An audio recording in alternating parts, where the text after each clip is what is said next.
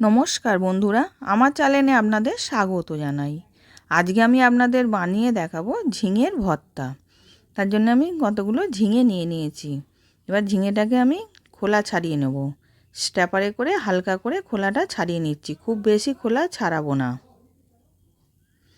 এবার খোলাটা ছাড়ানো হয়ে গেছে হালকা করে। এবার আমি পিস পিস করে কেটে নিচ্ছি। এবার পিস পিস করে কেটে নিয়েছি। এবার আমি দুভাগ করে নিচ্ছি।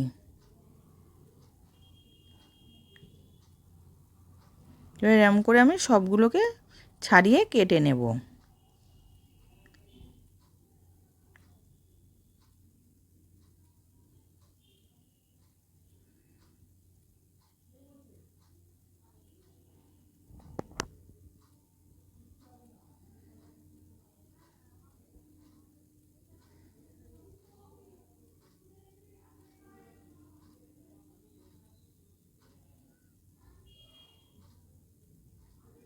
এবার সব কাটা হয়ে গেছে, কেটে ধুয়ে রেখে দিয়েছি।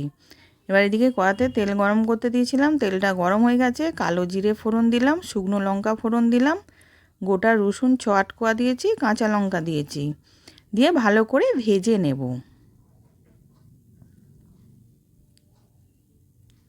এবার ভালো করে ভাজা হয়ে গেছে। এবার ঝিঙেটা ওর মধ্যে দিয়ে দিলাম, ঝিঙেটাকেও ভালো করে ভেজে নেব।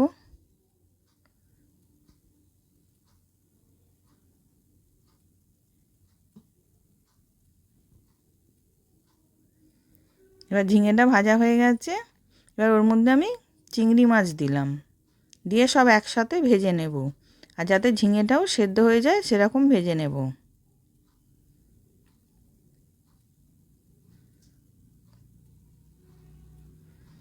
এবার সব ভাজা হয়ে গেছে। এবার নাবিয়ে ঠান্ডা করে আমি মিক্সিতে পেস্ট করে নেব।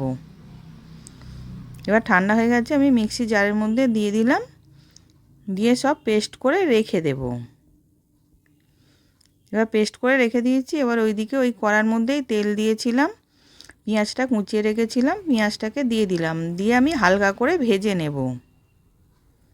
এবার পেঁয়াজটা ভাজা হয়ে গেছে, আমি ঝিঙে পেস্টটা দিয়ে দিলাম, দিয়ে ভালো করে নেড়ে নেড়ে একদম শুকনো করে নেব। এবার স্বাদ অনুযায়ী নুন দিলাম, হলুদ গুঁড়ো দিলাম, দিয়ে ভালো করে মিশিয়ে নিচ্ছি।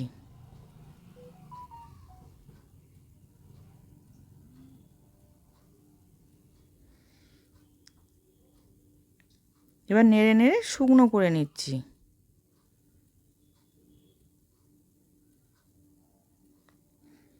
এবার শুকনো হয়ে গেছে, এবার আমি নাবিয়ে নেব। এবার নাবিয়ে নিয়েছি। এবার ভাত দিয়ে ভালো করে মেখে এক থালা ভাত খাওয়া হয়ে যাবে, আর কিছু ওতে লাগবে না ঝিঙে ভর্তা দিয়ে।